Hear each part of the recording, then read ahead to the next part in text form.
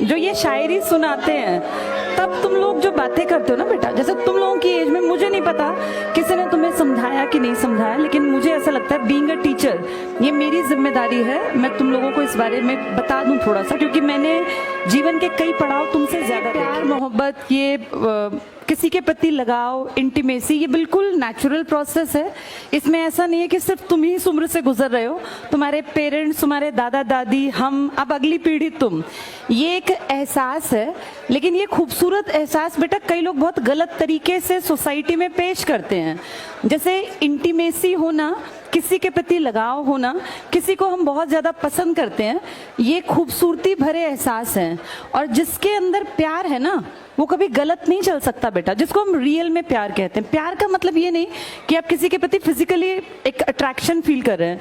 प्यार का मतलब है आप उस इंसान की खूबसूरती को महसूस कर रहे हैं और आप उसको एक अच्छा इंसान बनने में मदद कर रहे हैं। इंसान का मतलब होता है मानवता के लिए जीना, समाज के लिए कुछ बेहतर करना। तो असली प्यार वो है जो आपको आपका बेहतर वर्जन बना दे। आप जिस काबिल हैं, हर आदमी के अंदर ना कोई काबिलियत है। कोई भी लड़की किसी लड़के की लाइफ में अगर है, या किसी लड़की की लाइफ में कोई लड़का है, तो बेटा वो सही है या गलत, इस बात का अंदाजा इस चीज से लगाया करो कि उसके आने से तुम्हारे जीवन में क्या प्रभाव पड़ेगा। वो अगर तुम्हें गलत रास्ता दिखा रहा है या दिखा रही है, क्योंकि आजकल ये प्रॉब्लम सिर्फ लड़कों की नहीं है बेटा, कितने ही लड़के भी बेचारे इस तरह के गलत रिलेशंस का प्रभाव ये पड़ता है कि उन बेचारों की लाइफ स्पॉइल हो जाती है। मैं तो तुम दोनों के कैरेक्टर में दोनों को जज कर सकती हूँ। ये लड़कियों की भी जिम्मेदारी है बेटा, किसी के इमोशंस के साथ खेलना नहीं होता। किसी रिलेशन में अगर तुम आओ तो इस बात को मानो बेटा। अब देखो, बातचीत नहीं करो, ये बातें तुम्हारे माँ बाप कभी नहीं समझाएंगे जो गलत है। मेरी बेटी खुद भी बड़ी हो रही है, मैं अपनी बेटी को भी ये सलाह देती हूँ। तुम मुझसे बड़े हो इसलिए तुम्हें थोड़ा सा और डिटेल में बात कर रही हूँ।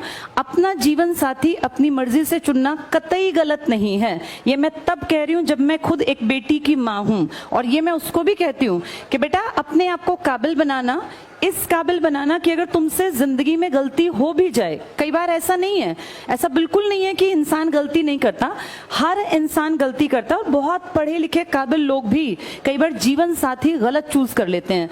तो इसका ये मतलब नहीं कि अपनी जिंदगी को नरक बना के काट दें, लेकिन जब आप अपने जीवन साथी का चयन करें तो इस बात का ध्यान रखें कि ये जिंदगी सिर्फ 2 दिन की नहीं है। आपको उस जीवन साथी के साथ अपने, जब आप सामने दिखाते हैं ना बेटा, जब हम किसी रिलेशन में होते हैं तो हम बेस्ट बन के दिखाते हैं। आप सबसे बेहतरीन कपड़े पहन के जाएंगे, आप पूरा स्मार्ट बन के जाएंगे, लेकिन जब आप घर में होंगे तो आपकी जो रियलिटी है उस इंसान को वो भी देखनी है कि आप घर में किस तरीके से रहते हैं, आपकी जबान कैसी, आप बातें कैसे करते हैं।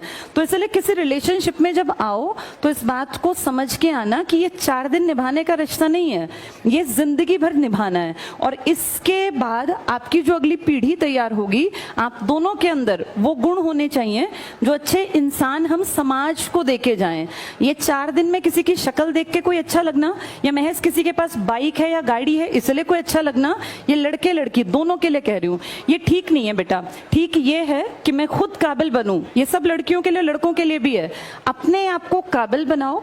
एक काबिल जीवन साथी अगर नहीं है, कोई काबिल कोई पैदा तो नहीं होता, सब बनते हैं।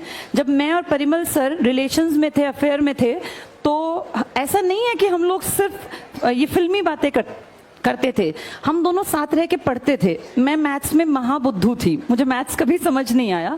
ये कहीं ना कहीं मेरा एक बचपन में एक डर बैठ गया था मैथ्स के टीचर का, जबकि मैं बाकी सब सब्जेक्ट्स में बहुत परफेक्ट थी। मेरे साइंस में 100 में से 95 नंबर थे। तब CBSE में 25 नंबर का इंटरनल पेपर होता था और 75 नंबर का बाहर का।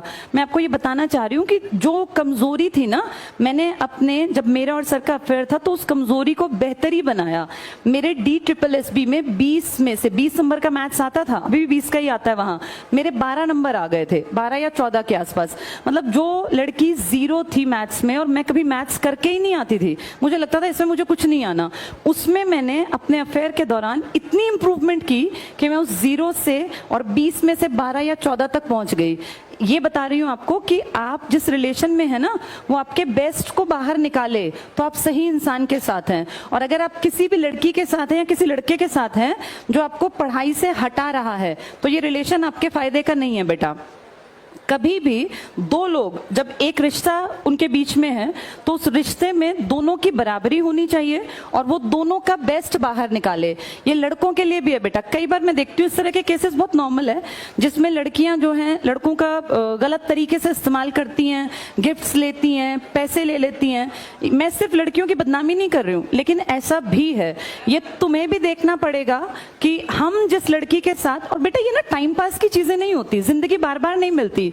ये 20 से लेके और 25 साल तक आपका करियर बिल्डिंग का भी टाइम होता है मेन, और इसी टाइम पे एक नेचुरल प्रोसेस है, आपको ऑपोजिट जो भी होगा वो पसंद भी आएगा। तो इस चीज में एक बैलेंस बना के चलना आपकी जिम्मेदारी है। लड़कियां किसी भी रिश्ते में तब बंधें जब वो उसको निभा सकें। ऐसा ना हो आप किसी के साथ बहुत ज्यादा इंटीमेसी में है, रिलेशन में है, फिर जब आपको एक स्टेज पे आके आप कहें कि नहीं मुझे अपने पेरेंट्स के अकॉर्डिंग चलना पड़ेगा। पेरेंट्स के अकॉर्डिंग चलने में बुराई नहीं है, पर बेटा किसी भी रिश्ते में किसी को इतना हद तक इन्वॉल्व ना करना जिससे उसके परिवार का जीवन तबाह हो। कई बार ऐसा सुनने में आता है किसी लड़के ने सुसाइड कर लिया। किसी लड़की के लिए मरने की किसी को जरूरत नहीं है, ना ही किसी, लड़कियां वैसे मरती भी नहीं है, लड़के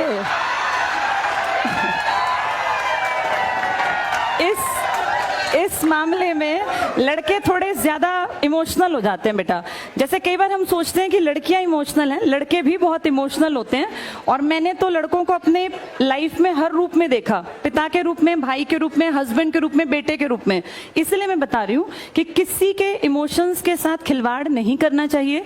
पहले ये कहानी सिर्फ लड़कों के बाट पर थी कि लड़के ऐसा करते हैं, लेकिन आज हम देखते हैं बहुत सारे रिलेशंस में लड़कियां भी गलत हैं। ये सबको मिलके समझना है। एक खूबसूरत रिश्ता वो है जिसमें बराबरी का एहसास हो, कोई किसी को बेवकूफ ना बनाए बेटा। ये विश्वास पे टिकती हैं चीजें, और ट्रस्ट दोबारा नहीं पैदा होता। किसी भी इंसान पे दोबारा ट्रस्ट नहीं होगा। जहां फेथ नहीं है वहां रिलेशंस नहीं बनाने चाहिए, वहां रिश्ते आगे नहीं बढ़ाने चाहिए। रिश्ता सबसे खूबसूरत वो है जो आपके बेस्ट को बाहर निकाले। अगर आपको कोई पढ़ाई से रोकता है, कोई आपको ये कहे कि भाई चलो चैटिंग कर लेते हैं, पढ़ाई बाद में हो जाएगी, तो वो तो ये सोचो तुम्हें पीछे ले गया वो, चाहे वो लड़का है चाहे लड़की है। होना ये चाहिए कि तू अपने इतने चैप्टर तैयार कर, मैं अपने इतने चैप्टर तैयार करूं, इसके बाद टाइम मिला तो हम बात करेंगे, नहीं तो फिर हम कल और स्पीड बढ़ा के अपनी चैप्टर्स को पूरा करके फिर बातचीत कर लेंगे। तो इस चीज को समझना, ये तुम्हारी उम्र में ना ये सब चीजें फैसिनेटिंग लगती हैं कि पता नहीं ये क्या चीज है। और बेटा जिनकी गर्लफ्रेंड बॉयफ्रेंड नहीं है वो महा खुश हैं, उनको चाहिए पढ़े लिखे और आगे बढ़ें। ये कोई ऐसी चीज नहीं है कि जिसको हवा बना दिया जाए कि अगर हमारे पास कोई रिलेशन नहीं है तो हम पिछड़े हुए हैं, ऐसा बिल्कुल नहीं है। और ईश्वर ने ना आपके लिए जिसको चुना है वो आपको अपने आप मिल जाना है। बस आप अपने लक्ष्य पे फोकस रखो कि पढ़ना है, लिखना है, काबिल बनना है। All the best.